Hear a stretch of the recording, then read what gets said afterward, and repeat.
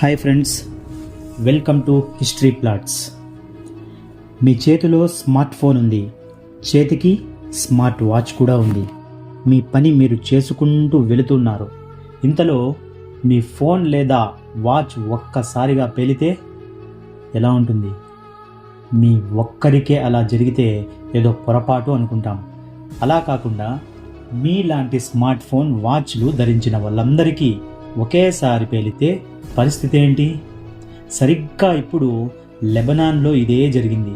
అయితే అక్కడ పేలింది ఫోన్లు, వాచ్లు కాదు, పేజర్లు. అదేంటి, స్మార్ట్ ఫోన్ల కాలంలో ఇంకా పేజర్లు వాడుతున్నారేంటి అని అనుకుంటున్నారా?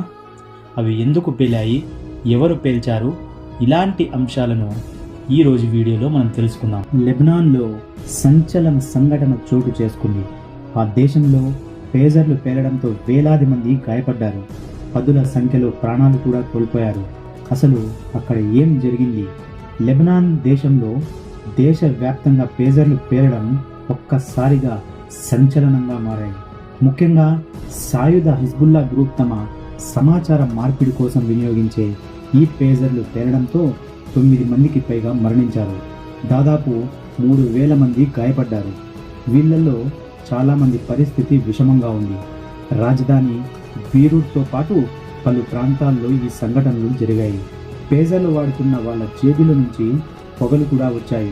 కొంతమంది జేబుల్లో అవి పేలాయి. చేతిలో బాణాసంచా పేలితే ఎలా ఉంటుందో అలాంటి శబ్దాలు వచ్చాయి. దాదాపు గంట పాటు ఈ పేలుళ్లు కొనసాగాయి. పేజర్లు పేలడంతో బాధితులంతా ఆసుపత్రికి పరుగులు పెట్టారు.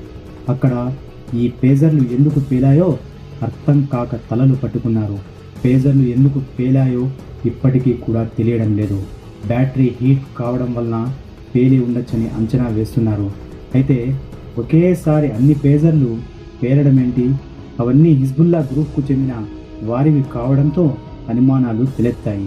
పేజర్లు బ్యాటరీలను హ్యాక్ చేసి పేలేలా చేసి ఉంటారని, అందుకే అవి పేలాయని అనుమానిస్తున్నారు.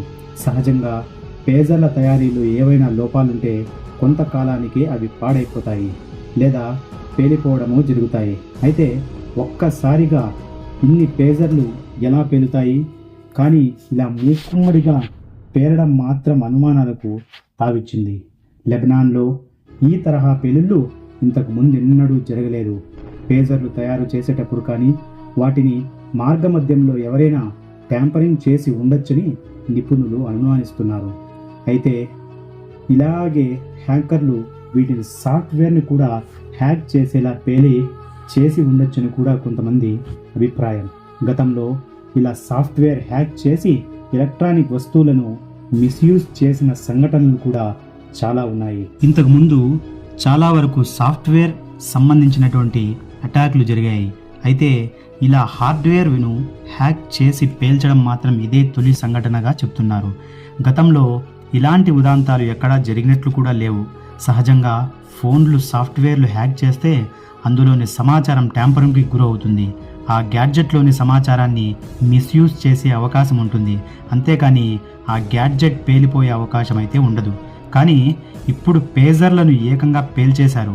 దీన్ని సప్లై చైనా అటాక్ అని అంటూ ఉన్నారు. ఇందుకోసం భారీ ఆపరేషన్ చేపట్టి ఉండొచ్చని చెప్తున్నారు. ఆల్ఫా న్యూమరిక్ టెక్స్ట్ మెసేజ్ల ద్వారా సిగ్నల్స్ పంపించి వాటిని పేల్చేసి ఉండవచ్చని కొంతమంది నిపుణులు భావిస్తున్నారు. మెసేజ్ వచ్చిన తర్వాతే పేజర్లు పేలినట్లు కూడా గుర్తించారు.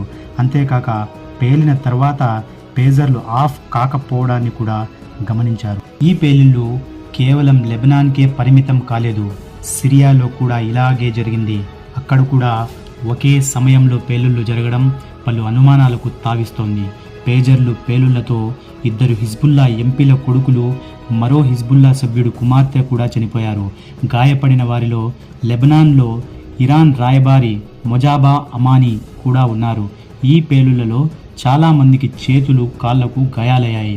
కొంతమంది కంటి చూపు కోల్పోయారు. అయితే గాయపడిన వారంతా హిజ్బుల్లా సభ్యులని చెప్పడం కష్టమేనని కొందరు భావిస్తున్నారు. అయితే ఎక్కువ మంది హిజ్బుల్లాకు సంబంధం ఉన్న వ్యక్తులే కావడంతో ఈ పేలుళ్ల వెనుక కుట్ర ఉందనే అనుమానాలు తావెత్తుతున్నాయి. మరోవైపు లెబనాన్లో పేలుళ్లు జరిగిన సమయంలో సిరియాలో కూడా పేలుళ్ళు అదే సమయంలో జరిగాయి. ఈ ఘటనల్లో 14 మంది గాయపడ్డారు. లెబనాన్, సిరియాల్లో ఇలా పేలుళ్ళు జరగడం వెనుక ఇజ్రాయెల్ హస్తం అనేది ఉందని కొన్ని ఆరోపణలు కూడా వినిపిస్తున్నాయి. ఇది ఖచ్చితంగా ఇజ్రాయెల్ పనేనని కొంతమంది చెప్తున్నారు. పేలుళ్ళు తామే జరిపామంటూ ఇంతవరకు ఎవరూ ప్రకటించలేదు కూడా. అయితే లెబనాన్ ప్రభుత్వంతో పాటు హిజ్బుల్లా ప్రతినిధులు మాత్రం ఇది ఇజ్రాయెల్ పనేనని అనుమానం వ్యక్తం చేస్తున్నారు.